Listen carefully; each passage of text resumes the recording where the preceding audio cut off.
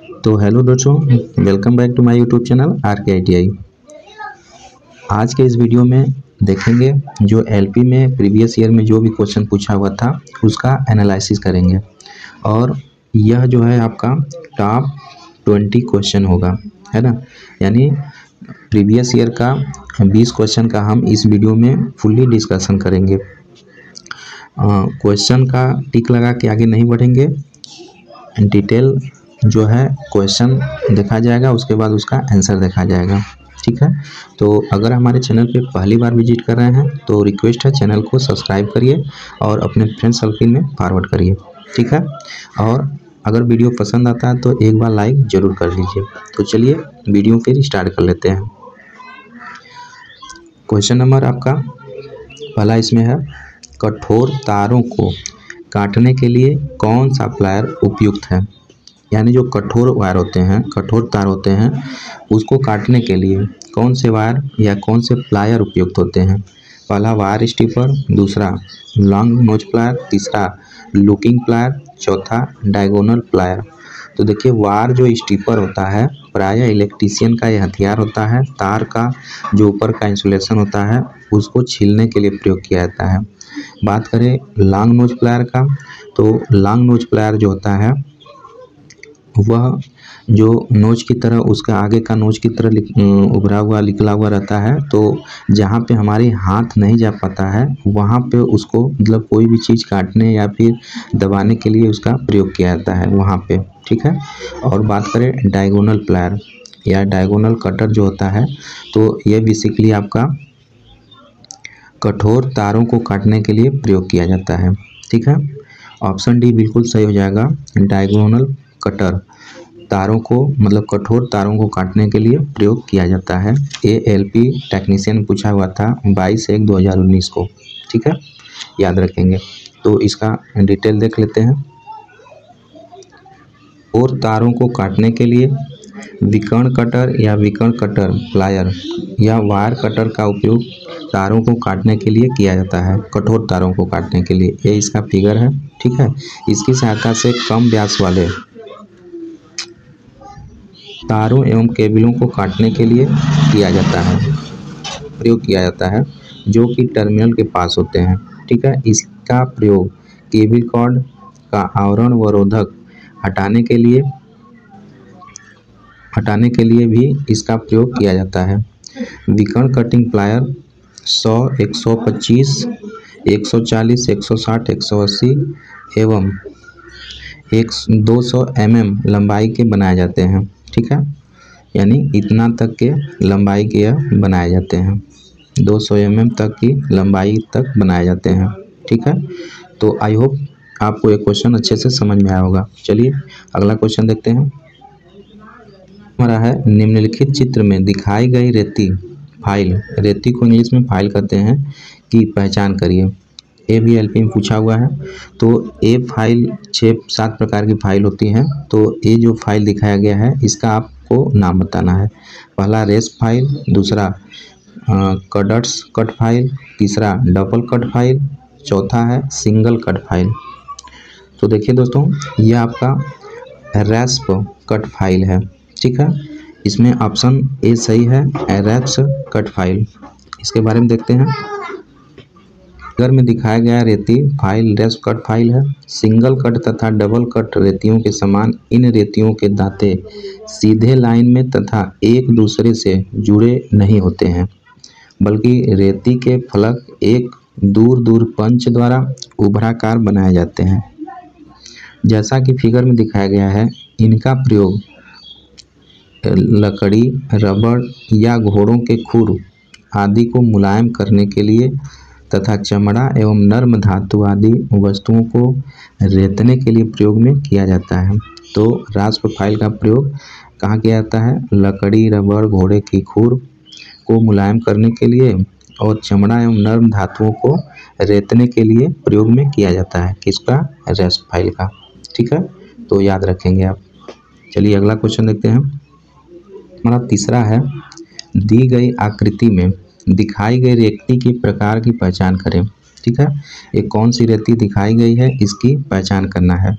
तो देखिए दोस्तों, इसमें इस तरह पहले खांचा बना हुआ है, फिर इस पे इस तरह डबल कट हुआ है। ठीक है, ठीक है। तो ऑप्शन में देते हैं रैप्स कट फाइल, डबल कट वाली रेती, तीसरा सिंगल कट वाली रेती, चौथा है वक्राकार रेती। तो सिंगल कट वाली रेती, अगर ये सिंगल रहता तो सिंगल कट वाली रेती रहती, लेकिन सिंगल करके इस पर डबल चला हुआ है, इसलिए राइट आंसर ऑप्शन बी हो जाएगा, डबल कट रेती। ठीक है, राइट आंसर ऑप्शन बी हो जाएगा।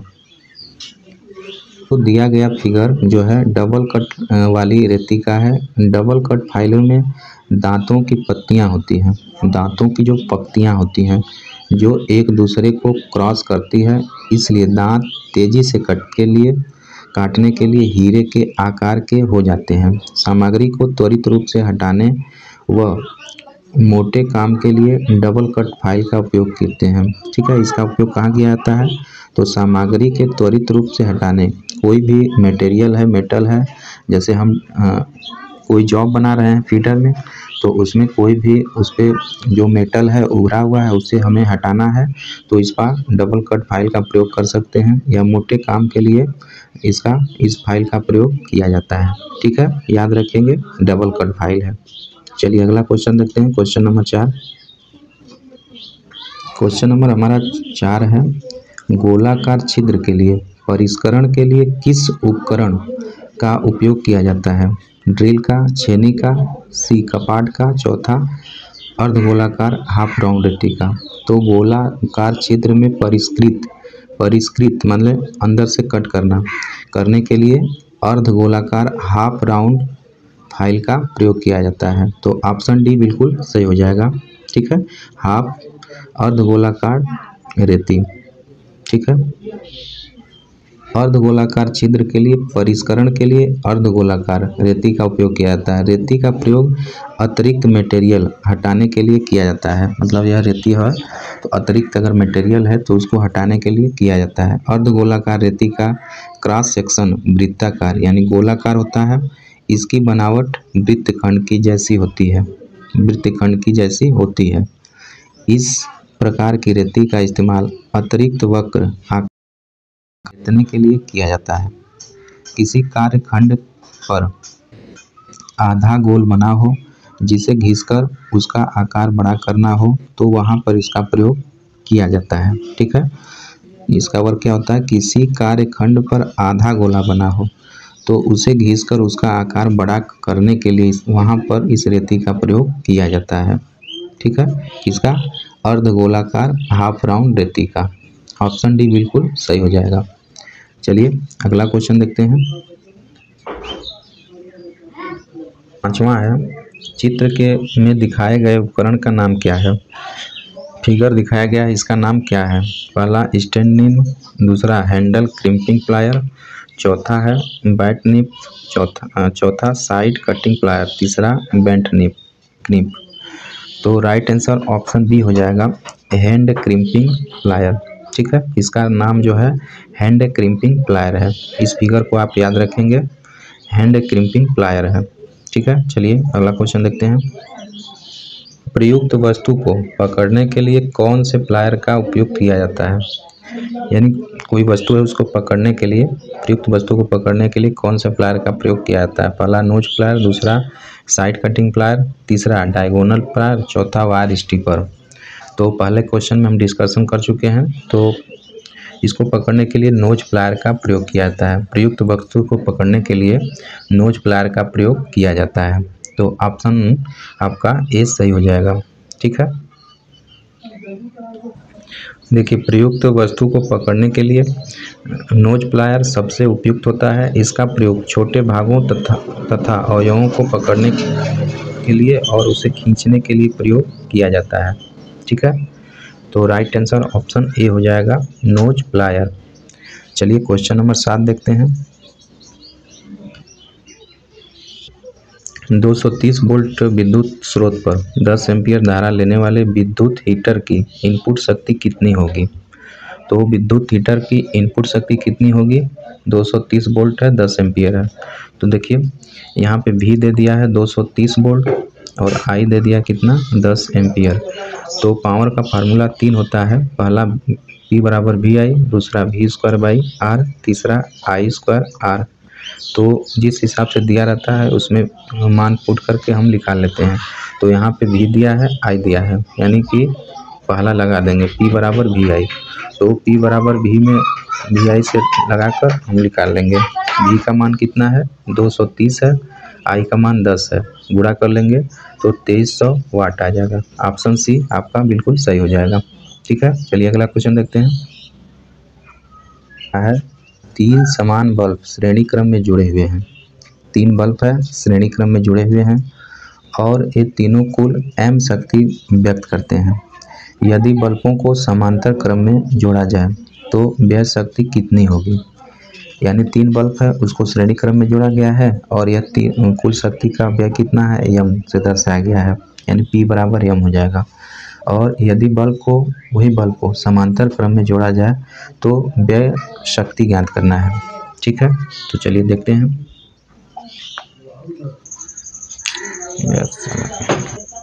तो माना प्रत्येक बल्ब का प्रतिरोध R ओम है।